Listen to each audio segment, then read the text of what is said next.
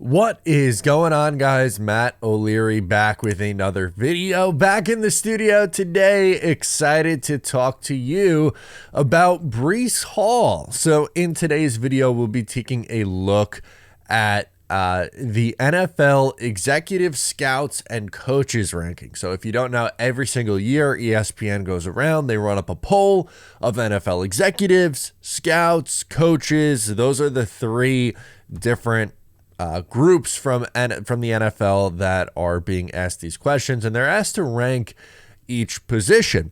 And today, the NFL execs, scouts, and coaches, their list for running backs came out, top 10 running backs, and coming in at number 2 on this list is none other than Breece Hall. Now, for me, I was happy with the ranking because I agree. I think this year Breece Hall is going to prove that he is the second best running back in the NFL behind Christian McCaffrey. Depending on how things shake out, maybe he does end up being the best running back in football.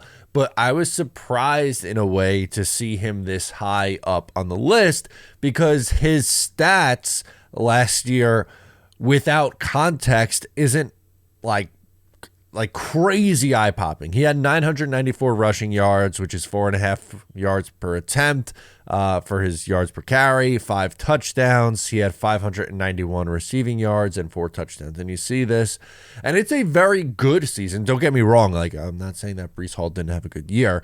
Again, I'm just talking about those who did not watch Jets football games last year regularly and are just box score watching or after the fact going and looking at a guy who had 994 rushing yards and another 591 receiving yards on top of that and saying that guy deserves to be number 2. Well, when you add the context of what he was dealing with, yeah, he probably does deserve to be number 2. The Jets had 13 different offensive line combinations last year. 13! That is an insane number. Every single week they were tossing out a different offensive line combination. They also had the worst quarterback play in the NFL between Zach Wilson, Trevor Siemian, or Tim Boyle. Whoever of those three were starting for the New York Jets, none of the three were unfortunately good enough. Teams were stacking the box against Breece Hall because they knew the Jets weren't going to be able to throw and push the ball down the field. And somehow, some way, Breece Hall was an insanely productive player last year. And for the receiving side of things, Breece didn't really even hit his stride until the Giants game when that's apparently was like we got the Nathaniel Hackett quote where he's like, I wasn't even sure that Breece Hall was that good receiving out of the backfield. Like, I'm just realizing this now is how he made it seem. But Breece coming in at number 2 on this list behind Christian McCaffrey is exciting. You look at the rest of the top 10, Nick Chubb, Saquon Barkley, Jonathan Taylor, Bijan Robinson, Josh Jacobs, Jahmyr Gibbs, Derrick Henry, and Travis Etienne. I think some of this is some name recognition. Like, I don't know if Saquon should be that high right now. Nick Chubb coming off the injury, I don't know about being that high. Isaiah Pacheco probably should be on this list. And I'm wondering where Kyren Williams is. He's not even in the honorable mentions part of that one, which is another 11, 12, 13, 14, 15, 16, 17. We're saying Kyren Williams is in the top 17 running back in the league.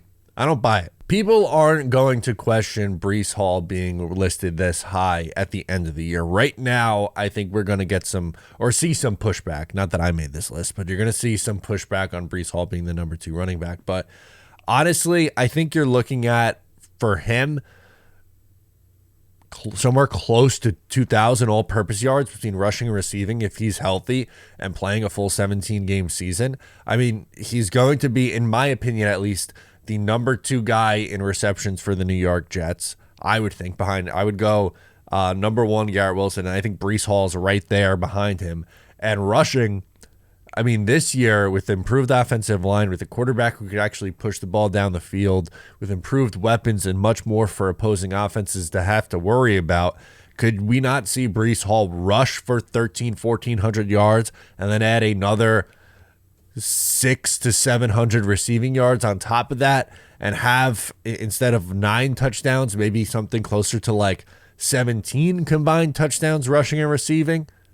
Yeah, I think we're due for that kind of a season from our guy Breece Hall in 2024. So this one was a pleasant surprise for me. Again, I was not expecting to see Breece that high up on the list. I'm glad that NFL executives, scouts, and coaches view him in that light, because at the end of the day, I do think Breece Hall is elite. And watch out, because he's going to have a mega 2024 season. Guys, let me know your thoughts on the subject down below in the comments. Thank you so much for hanging out with me today. Make sure to subscribe if you're new. Give the video a like before you go, and I'll catch you next time.